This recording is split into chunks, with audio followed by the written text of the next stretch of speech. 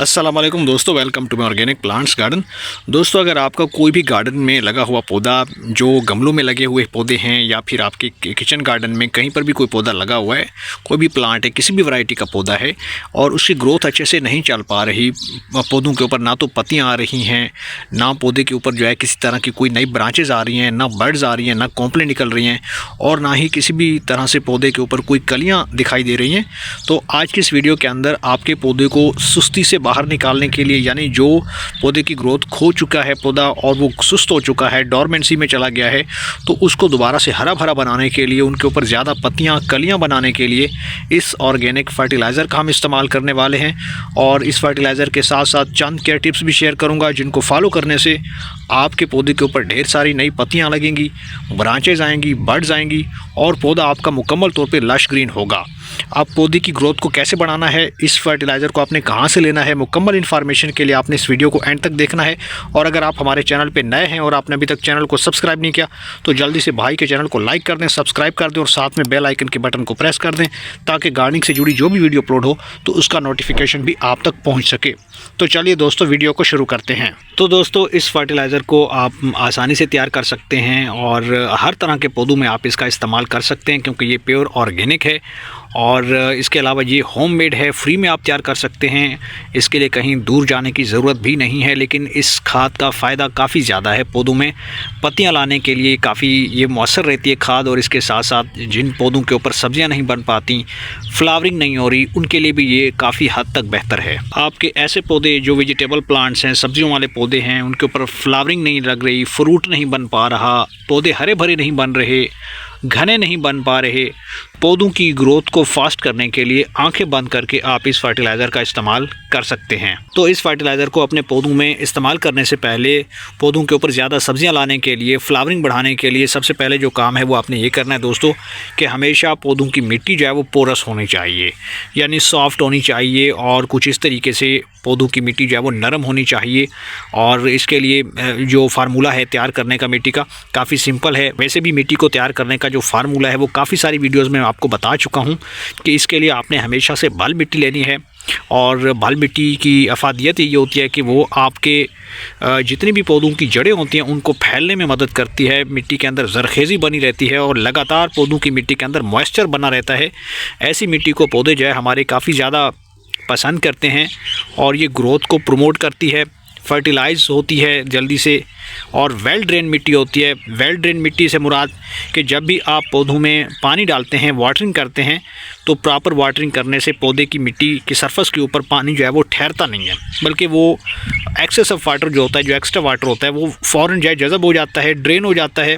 और इस तरीके से मिट्टी के अंदर पीछे बच जाता है मॉइस्चर, और इसी मॉइस्चर के अंदर जो है पौधे काफ़ी खुशहाल रहते हैं, जड़ें फैलती हैं, मजबूत होती हैं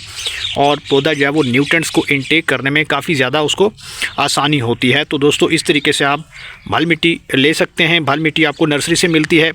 और इसके साथ साथ आपने कंपोस्ट का इस्तेमाल करना है, ख़ासतौर पे गाय के गोबर की खाद, जिसके अंदर फास्फोरस होता है, मैग्नीशियम होता है, नाइट्रोजन होता है, कैल्शियम होता है, पोटाशियम होता है। ये वो तमाम मैक्रो और माइक्रो न्यूट्रिएंट्स होते हैं जो आपको जब भी आप पौधा लगाएं तो उसके आगाज़ में जब आप मिट्टी तैयार कर रहे होते हैं तो ये काम आपको फर्स्ट स्टेप में करना होता है। इसके बाद सेकंड स्टेप ये है दोस्तों कि आप जिस तरीके से गर्मी जो है वो बढ़ रही है और टेम्परेचर जो है वो राइज़ हो रहे हैं, तो ऐसे में आपने पौधों को पानी जो है वो आप 2 टाइम पे दे सकते हैं। मतलब कि आप या तो शाम को दे सकते हैं या फिर मॉर्निंग टाइम पे दे सकते हैं, लेकिन एक टाइम आपने पानी देना है। जैसे जैसे टेम्परेचर बढ़ रहा है तो आपको पता है कि मिट्टी जो है वो तेज़ी से ड्राई हो जाती है, खुश्क हो जाती है, तो मिट्टी को आपने ड्राई नहीं होने देना, बल्कि गर्मी के मौसम में पौधों को पानी की ज़्यादा ज़रूरत पड़ती है और पौधों की बॉडी वेट और रिक्वायरमेंट के मुताबिक आपने पानी जो है वो इसका जो है इस्तेमाल करते रहना है, पानी देते रहना है, क्योंकि जब तक आप वाटरिंग नहीं करते तब तक आपका पौधा जो है वो इस तरीके से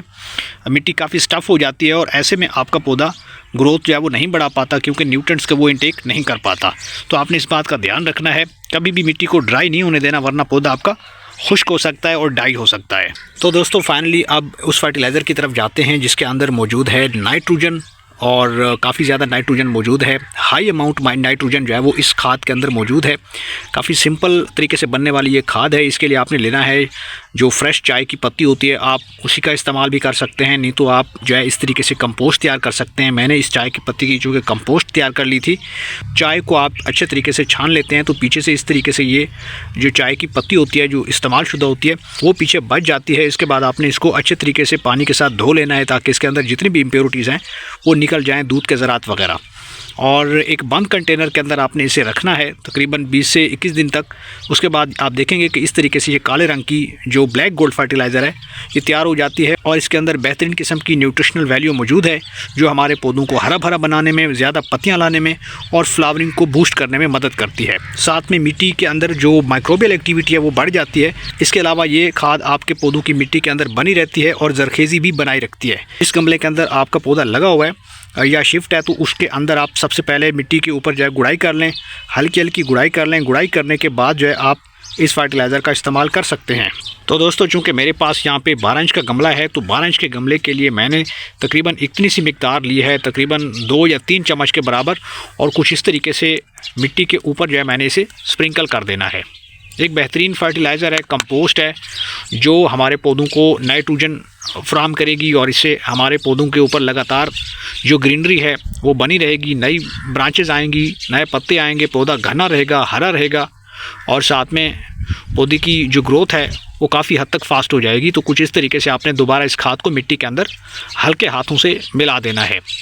अगर मिट्टी बहुत ज़्यादा खुश्क हो चुकी है तो आप हल्का सा पानी भी दे सकते हैं। तो दोस्तों यहाँ पे हमने पौधे को हल्का सा पानी दे देना है। स्प्रिंकलर की मदद से आपने इसको पानी देना है। हल्का सा पानी आपने देना है, ज़्यादा आपने पानी नहीं देना। कोशिश करें कि इस फर्टिलाइज़र को आप 15 दिन के अंदर एक बार ऐड कर सकते हैं, अप्लाई कर सकते हैं। इससे आपका पौधा जो है वो काफ़ी तेज़ी के साथ ग्रो करेगा और किसी भी तरह से कोई भी प्रॉब्लम पौधा फेस कर रहा है तो उस प्रॉब्लम में काफ़ी हद तक जो है वो रिकवर होने में पौधे को मदद मिलेगी।